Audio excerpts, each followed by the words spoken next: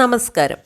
Loan എടുത്തവർക്കും എടുക്കാൻ ഉദ്ദേശിക്കുന്നവരുമായ ആയിരങ്ങൾക്ക് ആശ്വാസം നൽകുന്ന വാർത്തയാണ് ജപ്തി വിരുദ്ധ ബിൽ കേരള നിയമസഭ പാസാക്കിയത്.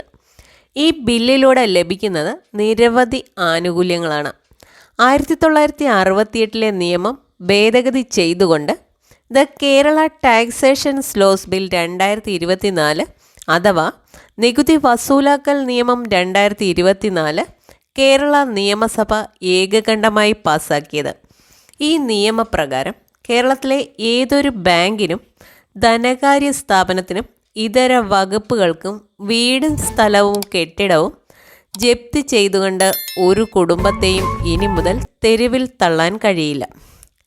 കേരളത്തിലെ സഹകരണ ബാങ്കുകൾ, ദേശസാൽകൃത ബാങ്കുകൾ, ഷെഡ്യൂൾഡ് ബാങ്കുകൾ, കൊമേഴ്സ്യൽ ബാങ്കുകൾ തുടങ്ങിയവയുടെ എല്ലാത്തരം ജപ്തി നടപടികളിലും കേരള സർക്കാരിന് ഇടപെടാൻ പൂർണ്ണ അധികാരം നൽകുന്ന ജപ്തി വിരുദ്ധ നിയമമാണ് നിയമസഭ പാസാക്കിയത്. ജപ്തി നടപടികൾ തടയുവാനും മൊറട്ടോറിയം പ്രഖ്യാപിക്കാനും സ്റ്റേ നൽകാനും ഗഡുക്കൾ അനുവദിക്കാനും സാധിക്കും.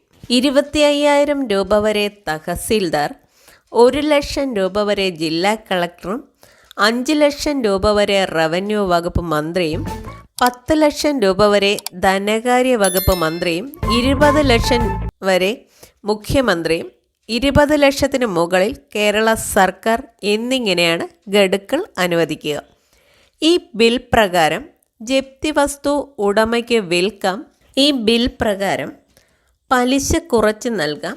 ജപ്തി ചെയ്ത വസ്തു സർക്കാർ ഏറ്റെടുത്ത് ഗഡുക്കളായി തുക അടവ് വന്നതിന് ശേഷം അവ തിരികെ നൽകാൻ കഴിയും. 5 വർഷത്തിനുള്ളിൽ ഇത്തരം ജപ്തി വസ്തു ഉടമയ്ക്കല്ലാതെ മറ്റൊരാൾക്ക് സർക്കാർ കൈമാറ്റം ചെയ്യാൻ പാടില്ല. മാത്രമല്ല, ഈ വസ്തു ഒരു പൊതുപരിപാടിക്കും ഉപയോഗിക്കാൻ പാടില്ലാത്തതും രൂപമാറ്റം വരുത്താൻ പാടില്ലാത്തതുമാണ്. വീഡിയോ ഇഷ്ടമായാൽ ഒരു ലൈക്ക് തരണേ. വീണ്ടും കാണുന്നതുവരേക്കും ബൈ.